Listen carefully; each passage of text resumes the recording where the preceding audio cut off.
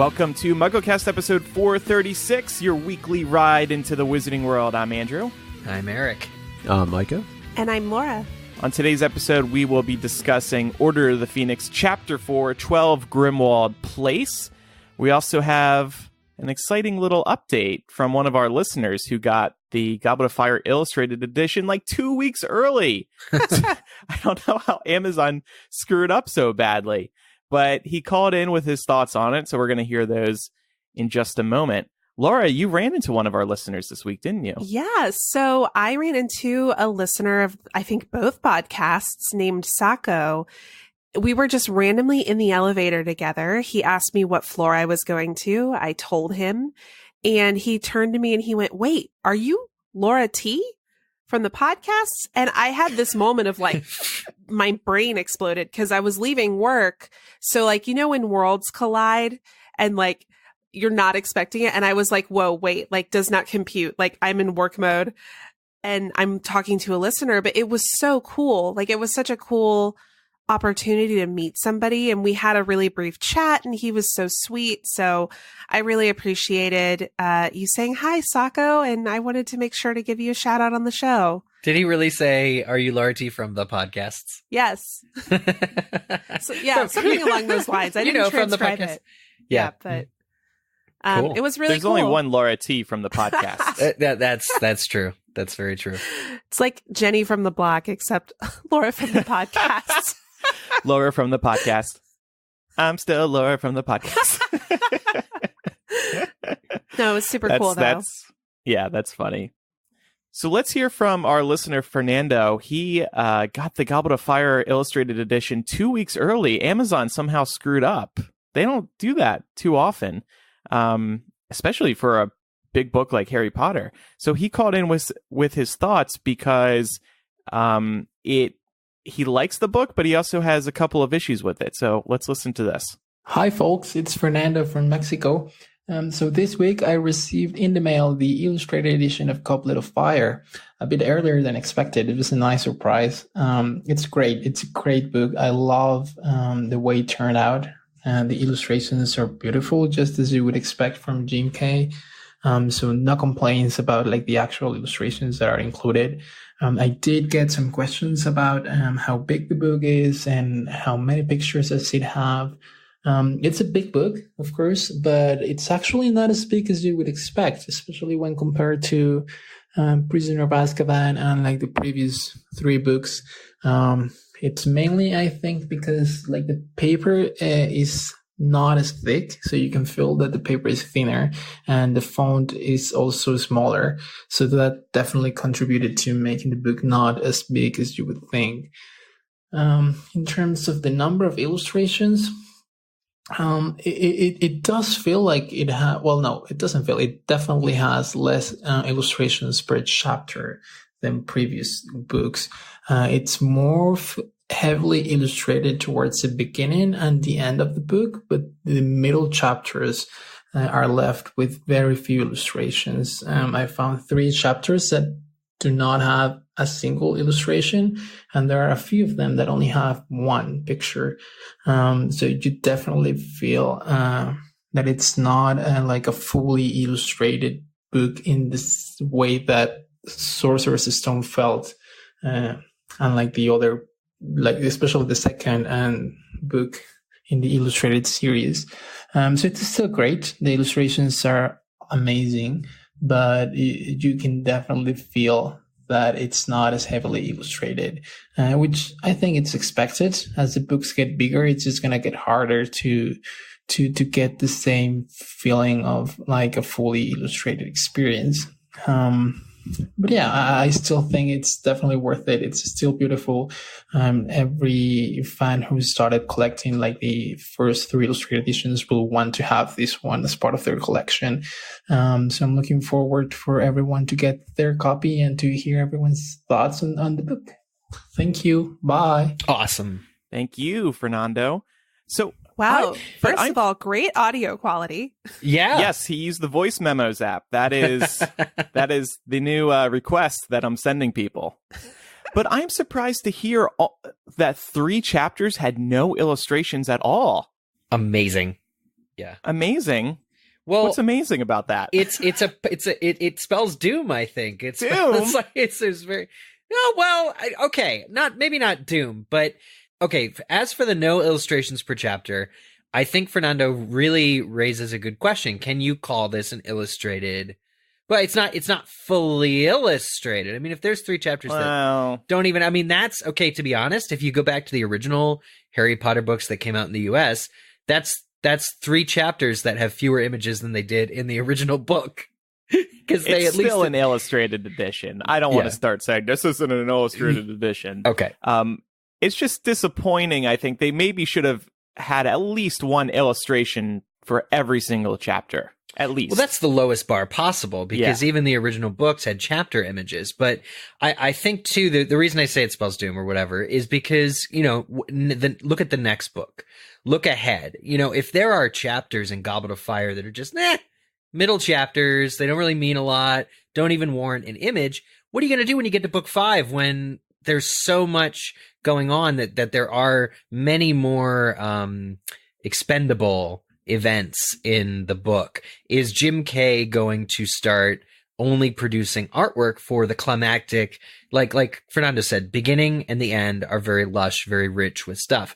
But is that going to be what the illustrated editions become, where they only illustrate the biggest scenes? This is concerning. I'm not really concerned about this at all. I would rather take a look at the book myself first before passing any kind of judgment. I think Fernando did a great job laying out all his thoughts about the book, and I'm sure he's telling us the truth as it relates to the front and the back end being heavier than the middle, but maybe there just wasn't anything compelling to draw for some of these chapters. Maybe there was nothing in there that really worked. Yeah. And let's also remember that I'm sure Jim Kay is, held to a certain, his editors may jump in and say, well, we need to cut this because the book is too long, or there could be 1,000,001 reasons why those 3 chapters don't have any illustrations. He may have illustrated something for them, but maybe it ended up on the chopping room floor. I mean, we have no idea. And bottom line is, if you don't like it, don't buy it. Wow. Yeah. Okay. Don't buy it, Eric. But the other thing that I'm a little bit concerned about also is the smaller font, like Fernando was saying. So this is something that is clearly a direct response to the books getting longer, right? And I still am going to say that they are going to need to have 2 separate books for book 5. I'm now more convinced than ever. It will not happen. I am now more, even if they release at the same time, it's not gonna they're going to be bound twice. It's going to happen. I'm telling you, because the smaller font is less legible for kids. And I think that's why they're doing these illustrated editions to begin with, is to get in on that storybook feel. And if the font has to be smaller, just so they can make a smaller book that's able to be lifted by a child, they might as well just do 2 books, honestly. So we'll offer it's not gonna a happen. Proper review once it's released on October 8th. As soon as Fernando said that he received the book early, I ordered it from Amazon in hopes of getting it early myself, but that has not happened yet. Can you imagine if that happened with Deathly Hallows? Oh my God. Yeah, J.K. Rowling would have burned down Amazon.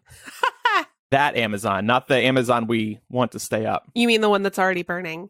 Right. Yeah, so I wonder if this had something to do with an international shipping snafu. Maybe. Like, I presume they might have to get those out a little bit earlier to have them there on release day, and maybe somebody screwed up and got it out way too early. Yeah. Time now for a piece of feedback concerning last week's episode. Micah, do you want to read this? Sure. So this email comes from Will, and he actually has a number of different questions, but I thought it kind of covers off on a lot of different things that we spoke about. Just a few thoughts, queries regarding the most recent episode. Firstly, what exactly was Umbridge's plan here? If the Dementors had sucked out Harry's soul, what next? Was she going to hide his body and try to make it look like he ran away? Surely, if he was found, it wouldn't take long for them to realize his soul was missing. And given there is only one way this can happen, there would be a lot of questions for the Ministry. Secondly, controversially, there may be one good thing about the Dementor attack. It allowed Harry contact with the magical world and to vent his anger. If nothing had happened and he had been alone all summer, it would have been much worse when he finally was able to interact with his friends, as he would have lost it, especially when he found out Ron and Hermione had been at Grimmauld Place together for at least part of the summer. Thirdly, what the hell is Dumbledore thinking? Harry has been through an incredibly traumatic event, and he's been left without any support or anyone to talk to. He probably has PTSD and needs a lot of therapy. Between this, the Dursleys treating him like a house elf, and his nightmares, it's a wonder he didn't break and start lashing out. Finally, although he did magic in front of a Muggle, Dudley already knows magic exists. The Ministry's main issue seems to be him breaking the International Statute of Secrecy. Given Dudley already knows magic exists, this seems to be a moot point. Also, couldn't they extract Harry's memories and use a pensieve to see what happened, both with the Dementor attack and in the graveyard? Also, if anyone's collecting the Best Kept Lawn Award, it should be Harry, as he did all the work. Agreed. I think these are good points that Will brings up. I think ultimately, the thing to remember here is that the Ministry is trying to discredit Harry. So I don't think that they would go out of their way to do anything like use a pensieve to verify what happened. I mean, we kind of see this a little bit later when he's having his trial, where Dumbledore shows up and is trying to force them to allow Harry to have witnesses. And you can tell Fudge is really flustered because he was deliberately trying to change Harry's hearing time to prevent that from happening. Yeah. So we already know the Ministry is being corrupt in this way.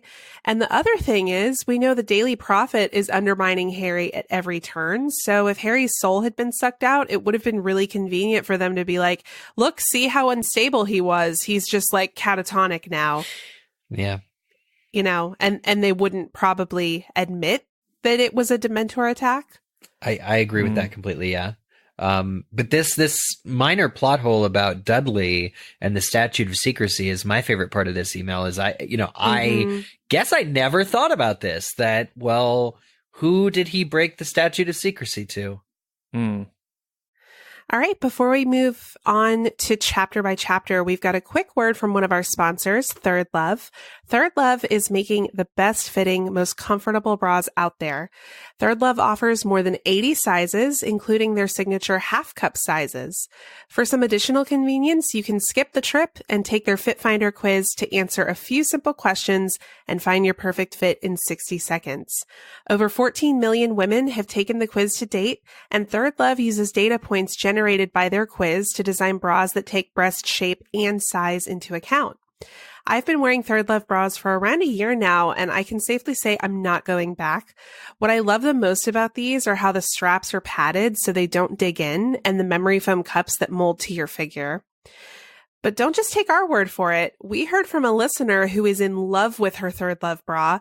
She writes, I've heard you all praise Third Love forever, and since breastfeeding, I really needed some new bras and couldn't find anything in my area or even buy European-based brands that fit well, so I decided to try it, and wow, the test really works and the bra is the most comfortable I've ever owned. Never going back. Thank you for the endorsement, Aileen. Third Love knows there's a perfect bra for everyone. So right now they're offering our listeners 15% off your first order. Go to thirdlove.com/MuggleCast now to find your perfect fitting bra and get 15% off your first purchase. That's thirdlove.com/MuggleCast for 15% off today. All right. Thank you, Laura. And it's time now for Chapter by Chapter. This week we're discussing Order of the Phoenix, Chapter 4, 12 Grimmauld Place. And let's start with the 7-word summary. Thank you, Eric, for putting together a plan as I speak. We got it. You're up first, Micah. Harry Shouts. Harry shouts Loudly. at everyone. Ooh, we're backing ourselves into a I feel corner it. here. We got to breathe. We can do this. Laura, you and me. We got this. Yeah, I know. Okay. We're gonna say, Eric, I think you've got this. I'm going to say in. I'm thinking about like an emotion. Oh, yeah. Okay. I got you. is this password now? Caps lock. Oh, okay. There we go. That's beautiful. Yeah. And we will talk about that caps lock. Yeah. No, I was thinking earshot, but Ooh, Oh, yeah. yeah. Good with extendable frustration. ears. I think Laura, I was thinking frustration. Yeah. I got you. And then I was like, oh yeah, an emotion, caps lock. Okay, there we go. Yeah, caps lock is better. I like it. Thanks. So this is a great chapter because Harry finally is reunited with Ron and Hermione and Molly and a few other of his friends. And it begins with Harry thinking, then entering 12 Grimmauld Place. And the security here is simple.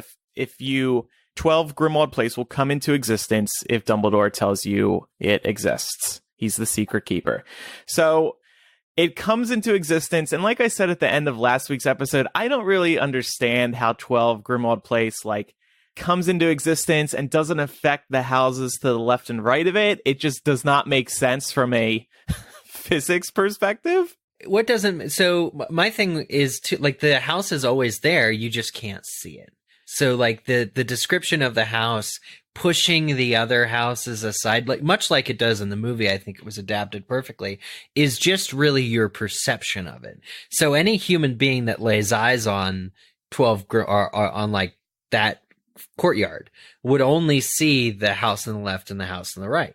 But once you're let in on the secret, it's like your vision opens up. Nothing's changing with the building. Nothing's changing with the structure of the building at all. But it's like in Doctor Who, they have a perception filter where it's you can just see, you can't see the middle. And I think J.K. Rowling already established in the series that magic can work with spatial limitations in terms of expanding and compacting. Look at the tent that they all stay in Goblet of Fire.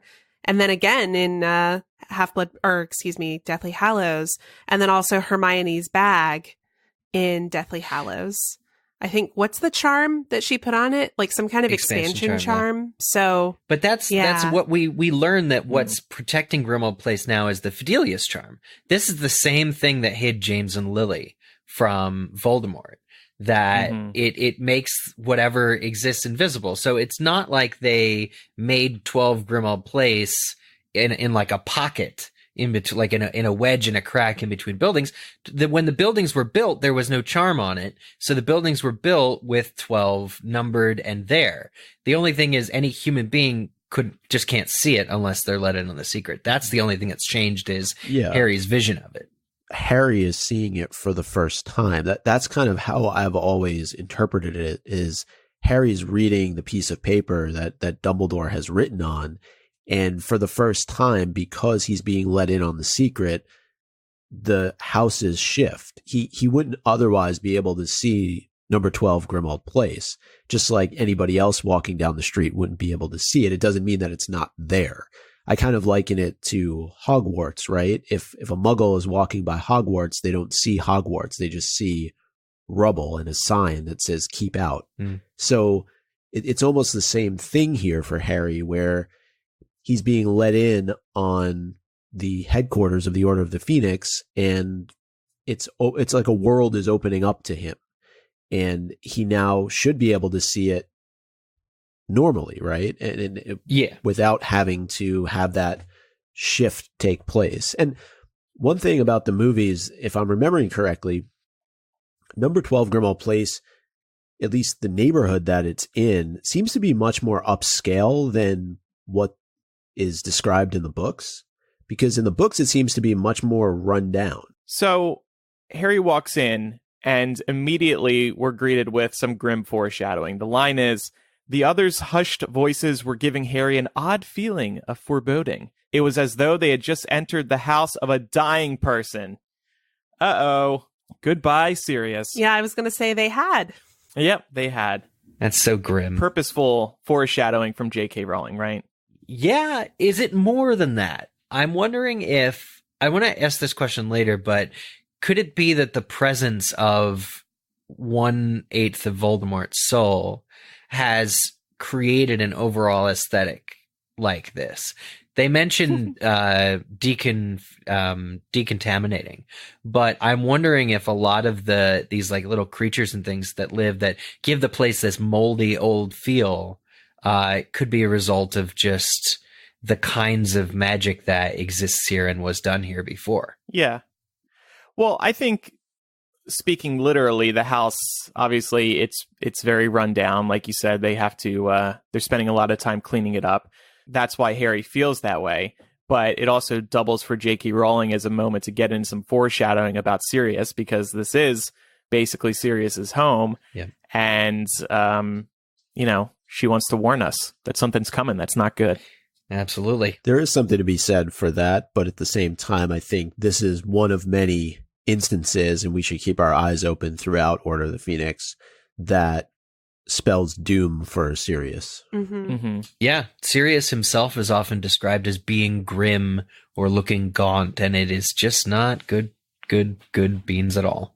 Yeah. I also found it interesting that a couple pages later, Harry describes the house as, quote, as though it belonged to the darkest of wizards, which I found interesting because 2 books ago, that was Sirius to Harry. He was the darkest of wizards. Oh, man. I love that. Yeah. That's Not a really anymore, nice but kind of connecting the threads moment. I love that. yay, I did one. Go, Andrew. And what did you notice, Micah? Yeah. One thing that I noticed is that this was our first introduction to a wizarding home that isn't the Burrow. And man, could it be any more different? It's pretty much the complete opposite. Though just as cluttered. Yeah. There's something about J.K. Rowling's homes for wizards. I'm thinking of the Lovegoods, too, that just strikes me as being very cluttered. They have magic. They could organize better. They could swish their wand and things could be a little cleaner. But it seems like J.K. Rowling just, I think, is interested in creatively writing homes that have seen better days. Yeah. Maybe it speaks to her desire to write with so much detail. Yeah. If it's a messy home, she can talk about every little thing that's scattered about. Exactly. I also just get the impression that wizards are kind of just like hippies, and they have better things to do than keep an organized home. Mm-hmm. Well, yeah, we kind of see this with Tonks in the earlier chapter where she observes that the Dursleys are very clean. Oh, yeah. And she was like, this is so, like, she really implies that she finds it to be very, like, antiseptic and, like, not welcoming. And there is something, I think, welcoming about a home that's not necessarily messy, but that looks like it's lived in, right? Yeah. Yeah. So I think that's the aesthetic that J.K. Rowling tends to go for in the wizarding world, to make it come across as, like, a more welcoming environment most of the time. I mean, obviously Grimmauld Place is Moldering. an exception. Yeah. Yeah. I mean, there's literally elf heads on the walls. Which that to just touch on the darkest wizards, he was in the home of one of the darkest of wizards. I think that's a good indicator. I mean, it's kind of sick, and I wonder if they're just magically preserved. The house elves that served the Black family are preserved on the wall. There's really no human analog for chopping off the heads of your servants and putting them on the wall after they die. I don't think that that's anything that we'd ever see here, but it's very dark. Well, don't people stuff their dogs or their cats? And oh yeah, taxidermying their former pets. Ugh. But that, I guess, illustrates very well the relationship between human beings and house elves. Yeah. I think the difference is, though, house elves are slaves. Yep. Yeah. Mm-hmm. So I don't know. And it's when you look at the history of slavery, especially in this country, I think you'll find that maybe we're not necessarily looking at like dead bodies being preserved and mounted, but like there were plenty of ways that slave owners like physically intervened with slaves' bodies while they were alive. Yeah. So this, I think, is a really interesting parallel to that. Mm-hmm. Mm-hmm. I also wanted to touch on the number 12 in the Harry Potter series. So throughout the whole series, J.K. Rowling would frequently reference numbers or make other references throughout the series. Number 12 was a big one, especially in Order of the Phoenix. And I thought it would be appropriate to talk about it now with 12 Grimmauld Place. MuggleNet had a great page in which you could find every single reference and I spoke in the past tense, it's still up. You can find every single reference to the number 12, the number 7, the number 4, socks, commonalities between chapters 13 in every book, like all kinds of things. And I used to be fascinated by this. So let's review the number 12 in the Harry Potter series. This is just a fraction of the times it's used by J.K. Rowling. First of all, on the Order of the Phoenix cover, 12 candles in the foreground. 12 Grimmauld Place, obviously. Sirius spent 12 years in Azkaban. He also allegedly murdered 12 Muggles. Pettigrew really did murder 12 Muggles. There are 12 doors in the circular room in the Department of Mysteries. 12 uses of dragon's blood. 12 subjects offered at Hogwarts. At the Department of Mysteries battle, there were 12 Death Eaters versus 12 good guys. And then some other things, like at the Prisoner of Azkaban Christmas feast, Trelawney counts 12 people at the table and then refuses to sit. The Great Hall every year is also decorated with 12 trees at Christmas. And like I said, that's just a fraction. I just love how she gets obsessed with one particular number and just runs with it. Yeah, and 12 has so many other great uses too because of like the hands of a clock and time. So there's probably more than a little references in book 3 that we'll find a 12, like you said, Trelawney too, because time travel is involved. And there's just so many, and she does that with 13. A lot of the times we see 12, it's to avoid 13, like with Trelawney not wanting to sit down because it's one fewer or one more. And I have to say that MuggleNet page, those pages really owe a lot to Galadriel Waters and Astrid Thrander's ultimate unofficial guide to the mysteries of Harry Potter, that excellent book that had a couple of sequels. They were the first ones to point out, as far as I'm aware, back in 2003, that there's a lot going on and that everything J.K. Rowling writes can be viewed under the lens of it being intentional. And I think really we just took that as a fandom and ran with it. And these connections are all very fascinating. Were there any numbers or other commonalities across the series that you guys were particularly interested in? I love the one that says that on Halloween, the true bad guy is revealed always. So that happens in the first couple books. I think it ended up not happening later, but as recently as book 4, I think Mad-Eye Moody comes in the Great Hall or storms in or something, and it's like, oh, that's Barty Crouch. You know, so that's the bad guy. It's pretty cool. Sirius Black breaks in during Prisoner of Azkaban. The Troll in the Dungeon in book 1 with Quirrell coming in. I'm forgetting book 2, but I think it's probably something similar.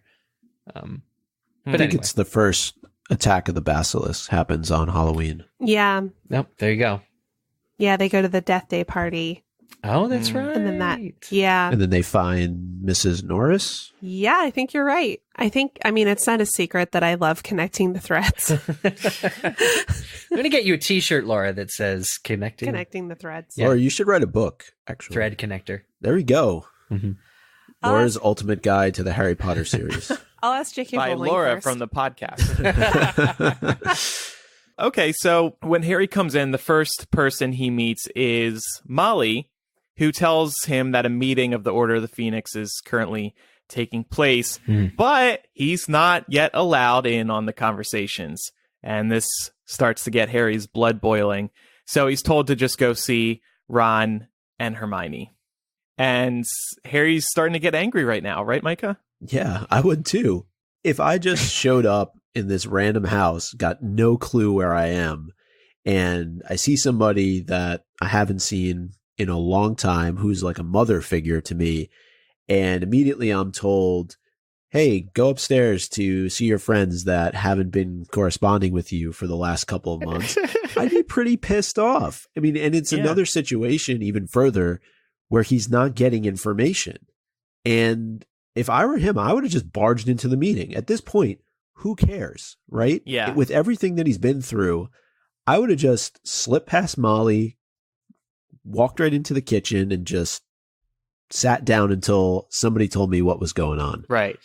It's bad form. That would be bad form. But, you know, considering how he treats his friends in this chapter, I don't think you're far off. I think he should have done that. Yeah. Well, especially because now that he's with everybody else, he was assuming, okay, the wait is over. I'm finally going to find out what the heck is going on.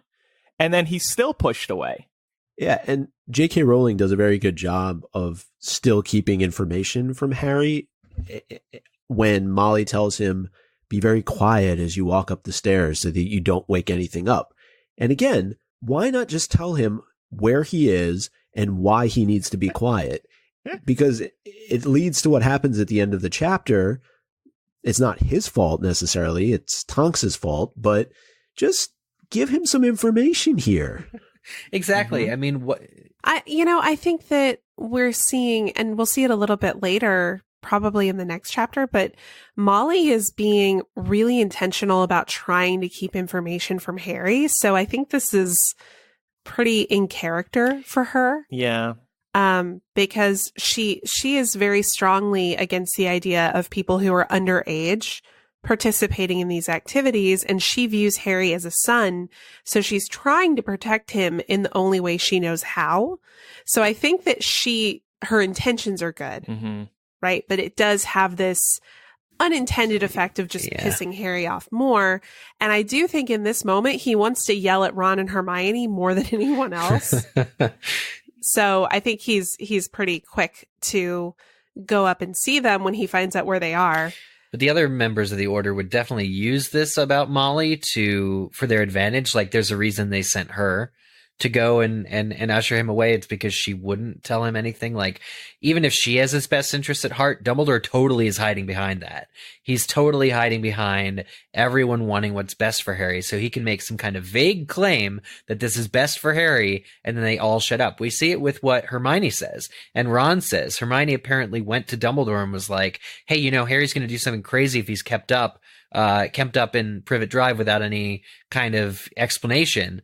And Dumbledore's like, yeah, don't worry about it. We're doing what's best. He's gonna blow. He's gonna blow. Get him out of there. Hermione has like a Doppler before he explodes, like warning radar on her, because Hermione and Ron, these people that Harry is taking it out on in this chapter, know him best. And Hermione, damn it, was right that Harry was just gonna blow. Yeah.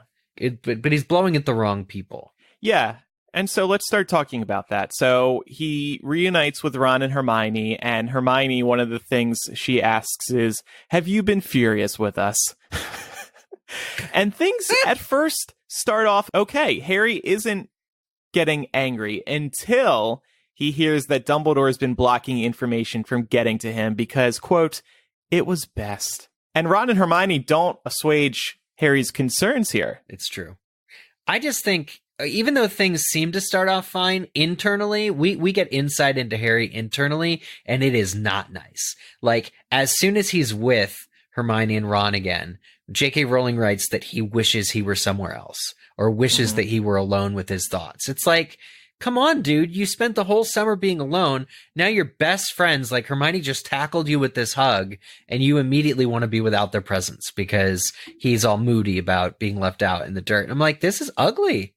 Well, yeah, I think he's depressed and he just wants to reflect on everything again. He wants to sit there and chew on it by himself. Yeah. So then we get all caps Harry. This is the first time that this has happened where J.K. Rowling is writing Harry's lines in all caps. It's been a running joke in the fandom ever since.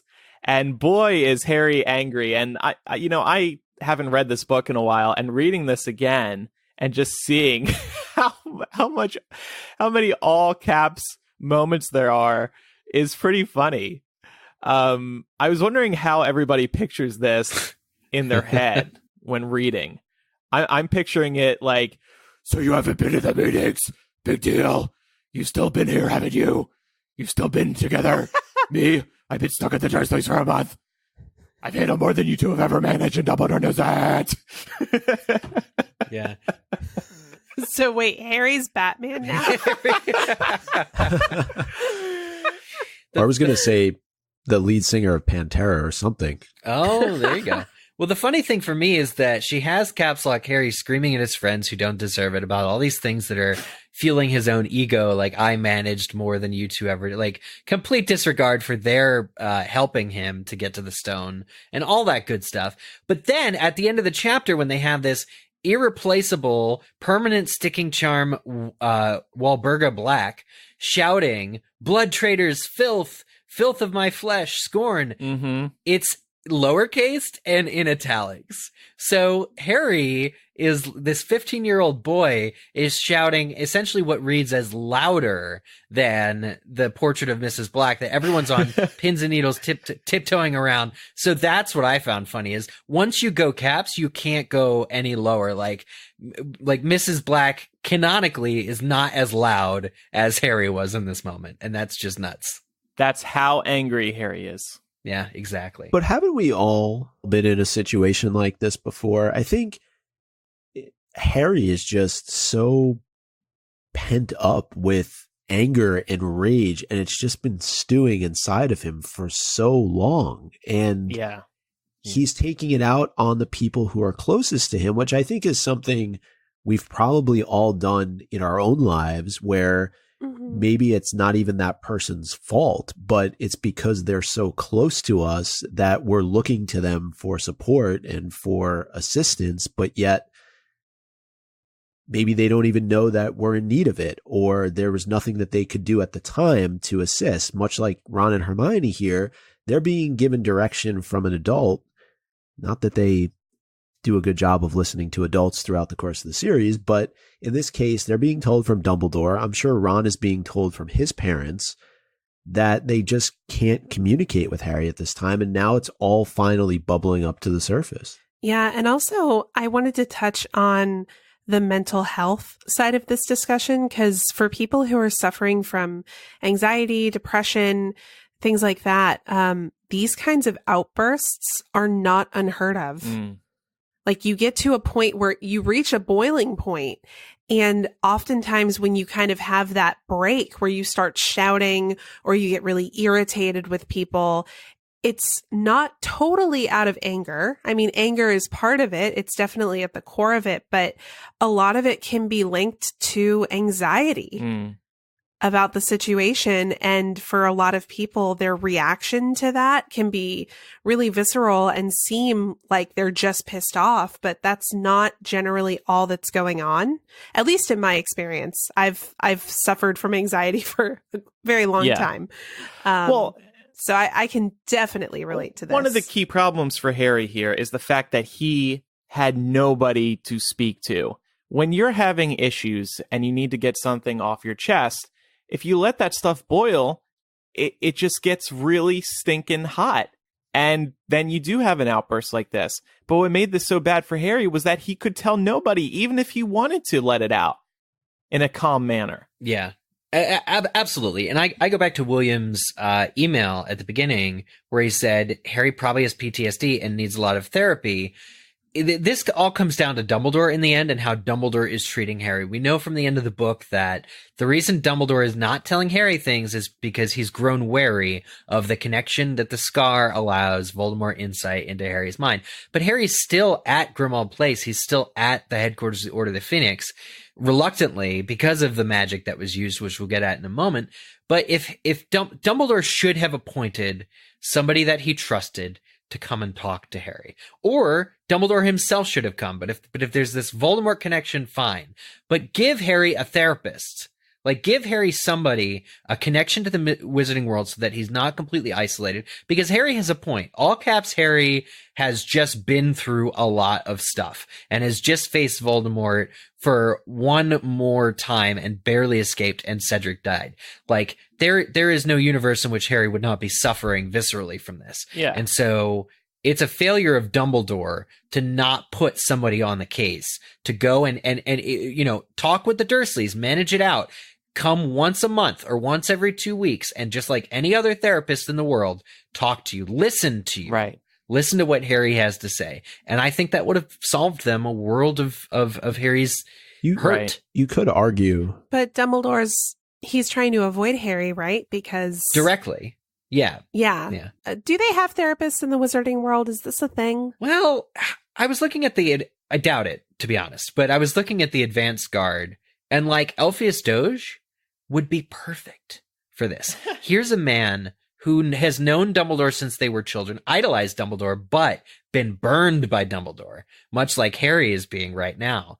And Elphias Doge would be the perfect person to sympathize and commiserate with Harry. Here's a guy who is presumably free on evenings, because he can come and do the advance guard.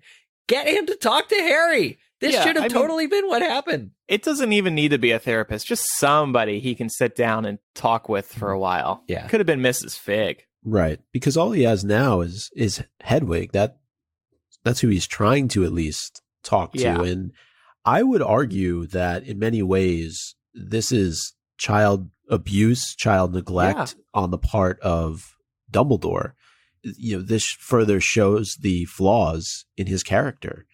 And that as we go through the series and we look at it differently, that Dumbledore doesn't kind of hold up to the same standard, I think, the first few times that I read the books. Yeah, it is really interesting because even though he has put Grindelwald and the Deathly Hallows behind him, he still clings to this for the greater good mentality quite a bit throughout the series. Yeah. So Harry, like we've said, is reminding Brooklyn, stop.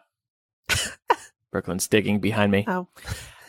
Harry reminds Ron and Hermione of all the things he's done for the Wizarding World over the past few years. And he gets a little egotistical, but, he's earned it.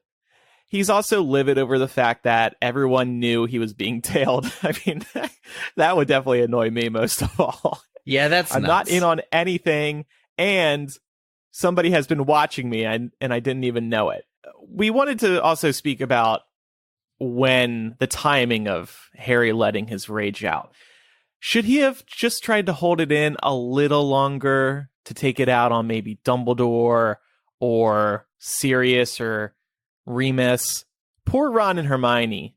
They're not to blame at all here, and yet they faced the brunt of it. The cutting line for me, to use a word, is that he sees the cuts on their fingertips, and J.K. Rowling notes that Harry feels not at all sorry for it. So there is sort of a sadistic side to Harry that relishes their pain because it makes him feel anything. And that is very clearly like PTSD, emotional compromise, weird stuff. But he wants to be shouting at Hermione and Ron. He at least feels as if they've now taken on some of what he has been feeling over the course of these last 2 months, right? When he sees the actual effects of what Hedwig has been doing to their hands, it's almost like a moment for him where he's saying to himself, good. Now maybe they have a sense of what I've been going through, even if it's very, very small. But it's still at the same time, it's physical damage that's been inflicted upon his two closest friends. And again, I fault Dumbledore here. Dumbledore is putting Ron and Hermione at the front lines of Harry's anger. Yeah. And that's not fair to do to two kids. No. Right. It's a great point. That's okay. Harry's going to learn his lesson when he gets his own hand wounds later in the book. Will he? Is that what makes him say, man, I've been a jerk to Hermione and Ron? I wish. Do we ever get that acknowledgement from him? Later, when he founds the Dumbledore's army, I think he turns a corner and is suddenly a little bit more appreciative of them. But no, I think it's not until after Sirius's death and they come together at the Ministry that Harry seems to have any kind of, I don't know. It's like having professional respect versus actual friendship. Like, I think by the time they're all joining up at the Ministry at the end, it's something to watch, because I don't know that Harry ever gets back to friendship in this book. I think it's all just like this, like he needs them to achieve what he's trying to do. I don't know that there's a tender moment. I don't know that somebody as emotionally compromised as Harry can offer that kind of love that Dumbledore always talks about him having for people in this book, because Dumbledore's just misabused him so much. So Harry now learns about the Order of the Phoenix. We learn about it as well, and we understand the title of the book pretty early, so that was nice. Yeah, that's cool. We also hear that, quotes, it's a secret society. Dumbledore's in charge. He founded it. It's the people who fought against you-know-who last time. I thought that was an interesting line to bring up because in Crimes of Grindelwald, we do see this book with the Phoenix on the cover. And we have speculated on this show that perhaps the Order of the Phoenix actually goes way further back than we realized. Maybe, I'm forgetting who said this in the book. I apologize. Was it Hermione? Maybe that's all Hermione knows.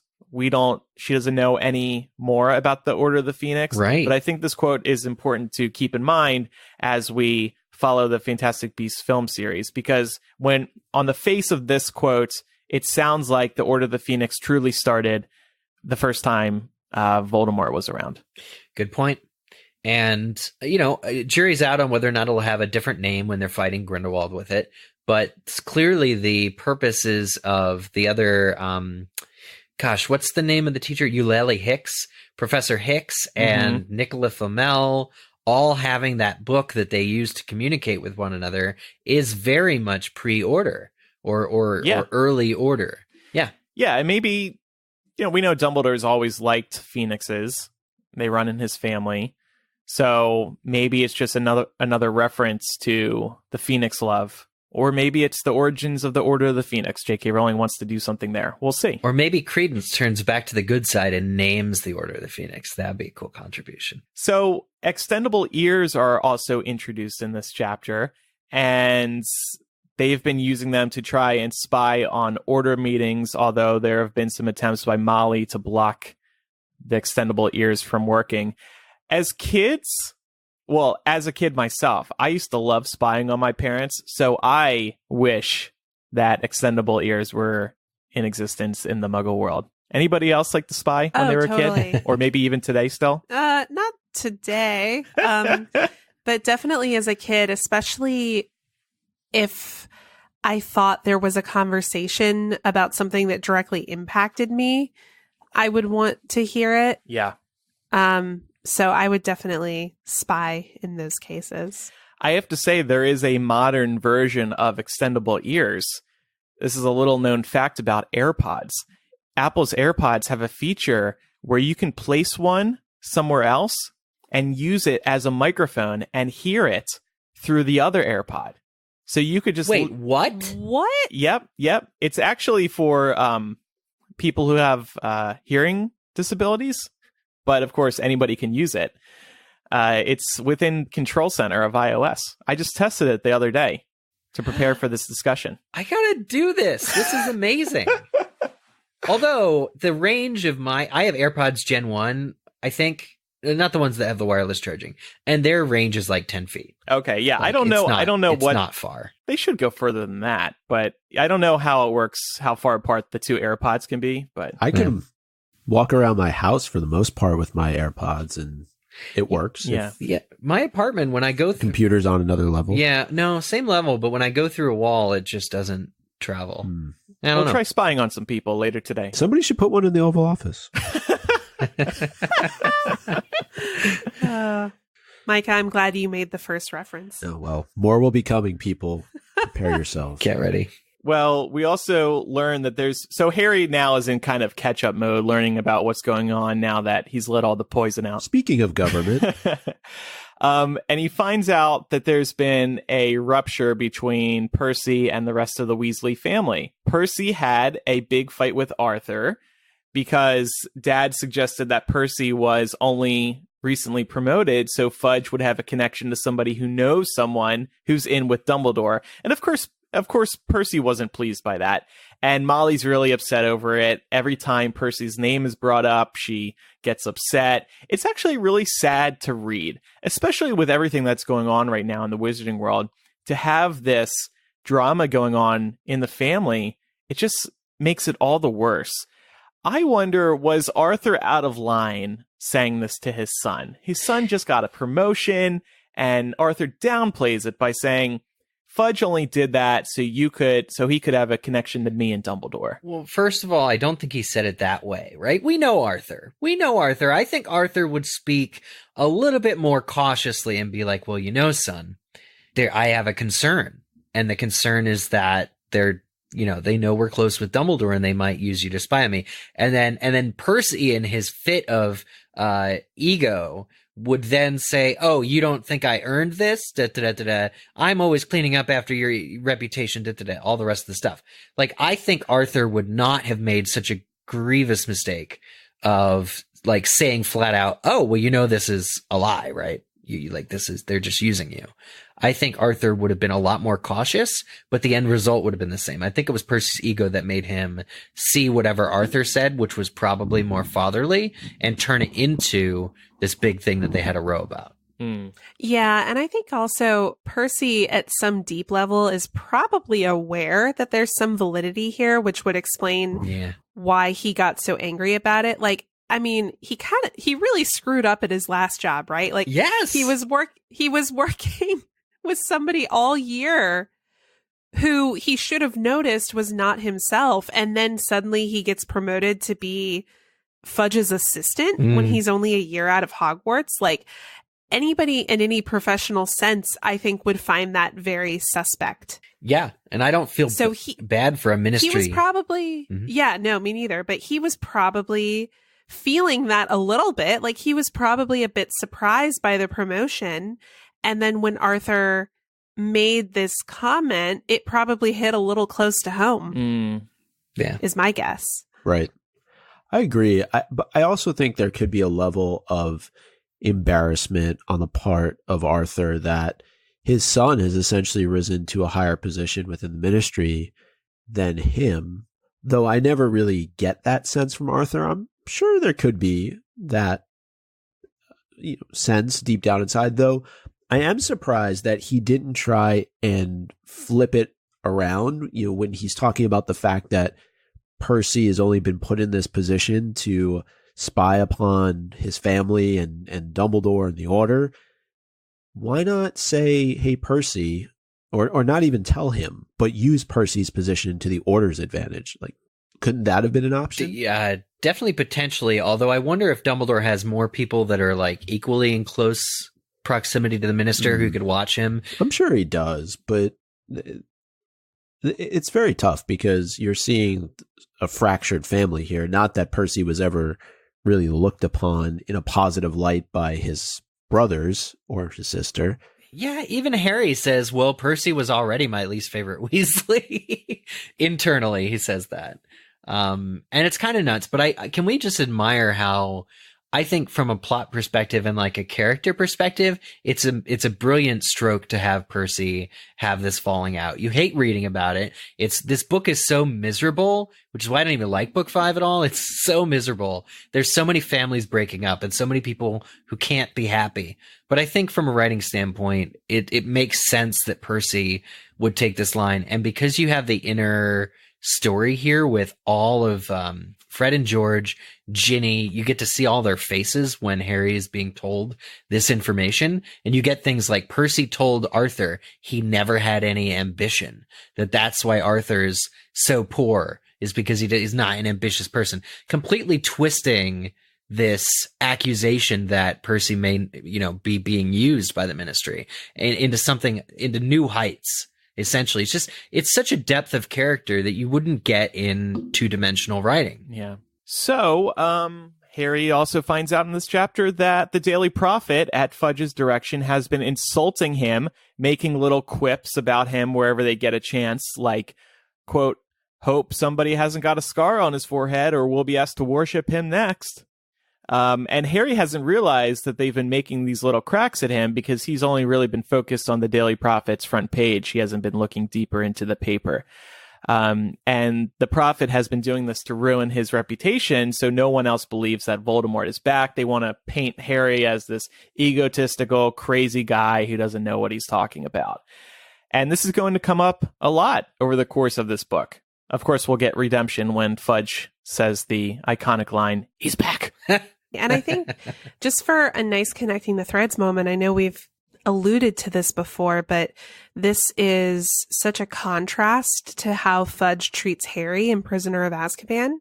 After Harry performs quote unquote illegal magic, with being like, oh, Harry, like, don't be silly. We don't send people to Azkaban for blowing up their aunts. And like in this one, he's defended himself from a Dementor, and Fudge is directly trying to undermine him, not even just legally, but socially. Yeah, it's literally a direct comparison between Chapter 4 of Prisoner of Azkaban and Chapter 4 of Order of the Phoenix when we're talking about Fudge and his treatment towards Harry. So not by coincidence, more connecting the threads as Laura pointed out. The one other thing I wanted to talk about in this chapter is as it's wrapping up, the meeting breaks and we learn that Snape is part of the Order of the Phoenix.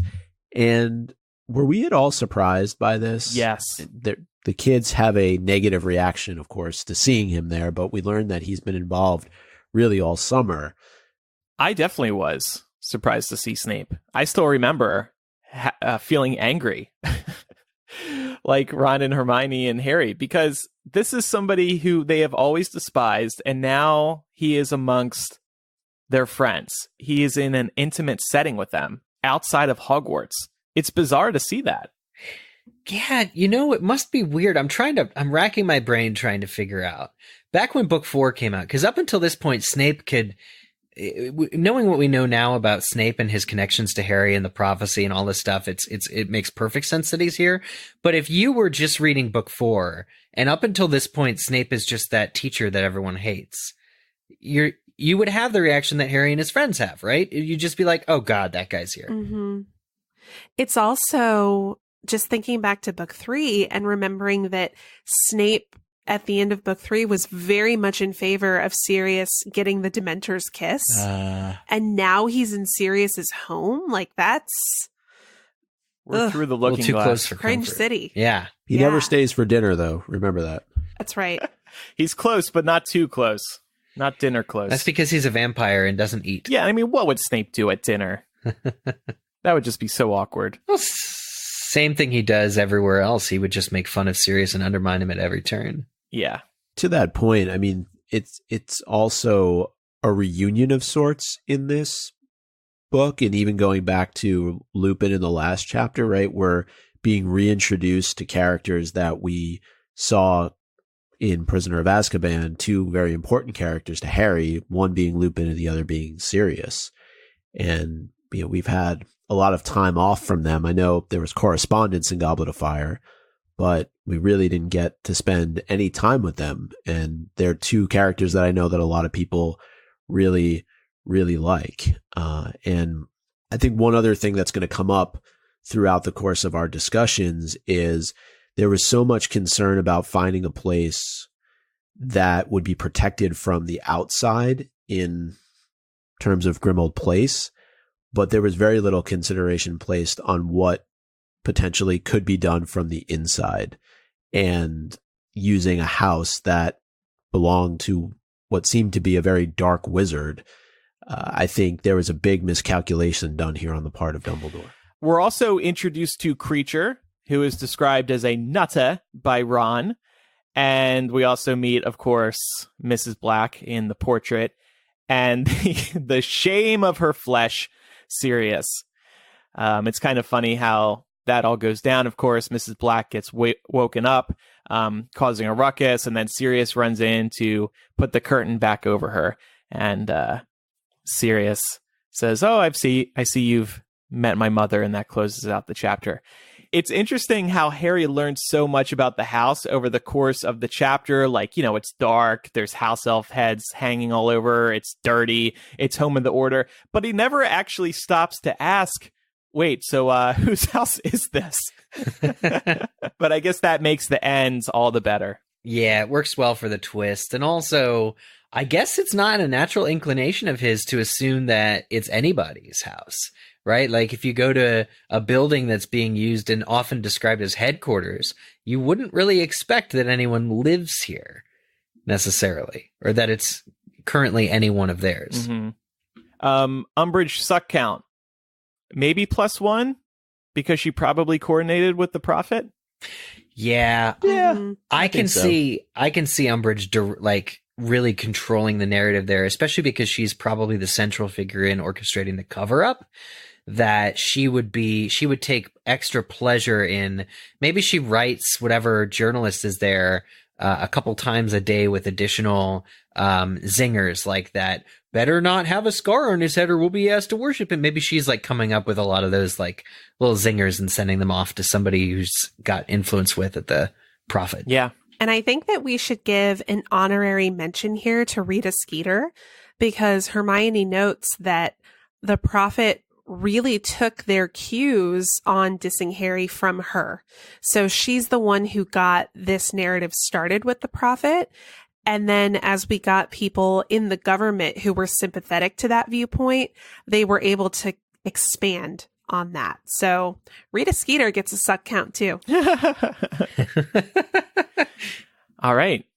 Now let's award our MVPs of the week. I'm going to give it to Sirius's mother for reuniting Harry and Sirius. I thought that was very nice of her to help. I went with the Weasley twins for finally bringing some comedy to this book. Yep. I give it to Harry for giving us the previously on Harry Potter in caps lock. It was so great. Normally in these books, because they have to account for people who haven't necessarily read all of the prior books, you'll notice that J.K. Rowling does tend to do like a quick summary of what happened in the previous book. Yeah. And in this case, it's Harry being like, I saved the Sorcerer's Stone and I got rid of Riddle. And I gave my MVP of the week to Tonks for staying on brand with her clumsiness, her trademark Tonks clumsiness there, knocking over the troll foot umbrella stand. Like, they could shrink that. They could probably do something about that, but maybe they do after this. I think Eric has a crush on Tonks. I do. I knew it. I absolutely do. I'll admit that. Nothing wrong with it. Just noting it for the record. Okay. Let's rename the chapter Harry Potter and the Order of the Phoenix, Chapter 4, Release the Blade. Your Pantera voice is great. Yeah, it really I'm really in a hotel is. room. I would be actually screaming, so this is like a muted scream. I don't want to disturb the neighbors. Okay. Harry Potter and the Order of the Phoenix, Chapter 4. What? I can't hear you. Well, that's going to be fun to volume reduce, Micah. Yep. Thank you for that. You're welcome. I did Harry Potter and the Order of the Phoenix, Chapter 4, Crooked Cornelius. Man. Pretty malicious what he's doing to Harry. Mm-hmm. I called it Harry Potter and the Order of the Phoenix, Chapter 4, How I Met Your Mother. I like that one. That's my favorite one of the week. Oh, sorry, everyone else. No, it's Is good. that okay, Micah?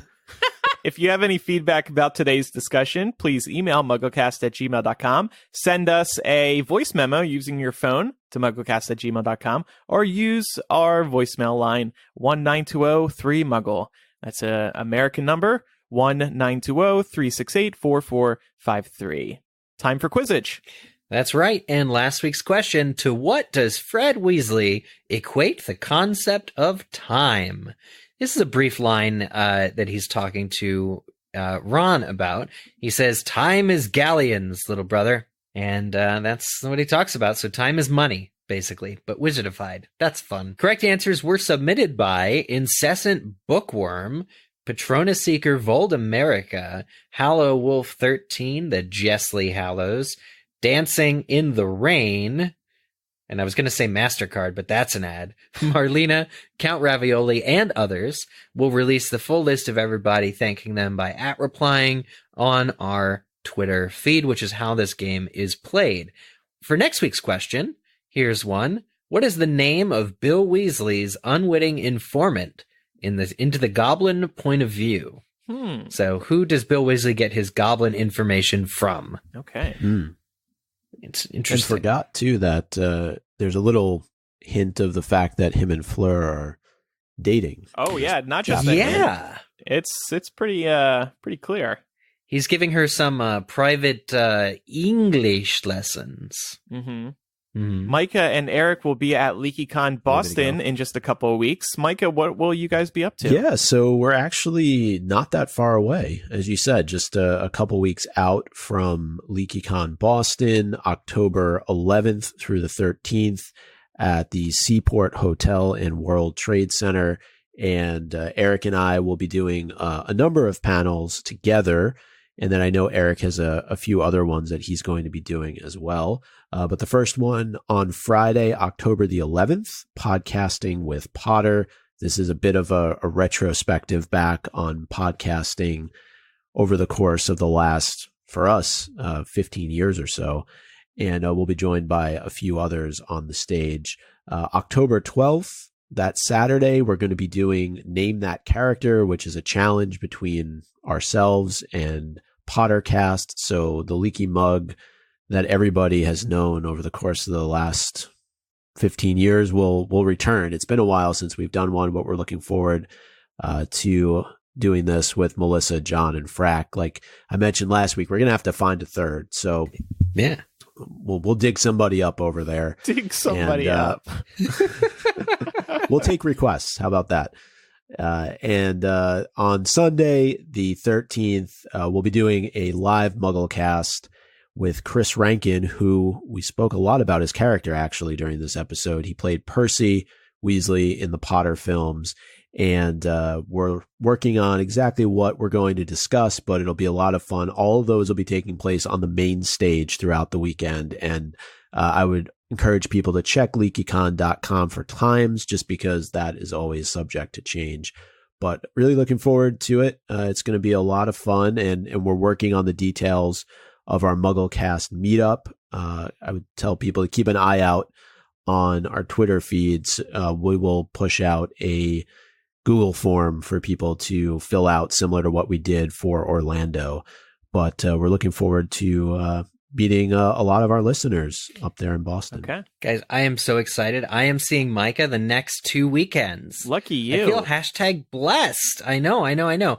Before LeakyCon on the 13th, the weekend before, is New York Comic Con, and MuggleNet is doing 2 events, one on Friday night at 8 p.m. and one on Saturday at 8:30 at the Hard Rock Cafe in Times Square. And the Friday panel at New York Comic Con at the Javits Center and the Saturday event are both called Into the Pensieve. And it's going to be a retrospective celebrating 20 years of MuggleNet history. So I also wanted to mention for our listeners, if you're thinking of going to New York Comic Con, or if you're in the New York area, you can still get tickets over on TicketWeb. The link is on MuggleNet social media. To get tickets for Saturday night, it's going to be a 4-hour dance party featuring music from all the years that MuggleNet has been around. So 1999 to today. It's crazy. Just a couple other reminders. If you use Apple Podcasts to listen to this show, make sure you are subscribed. That's A. And B, please rate and review us. We would really appreciate that. Or if the podcast app you use has a rating reviewing feature, we would love if you did it there too.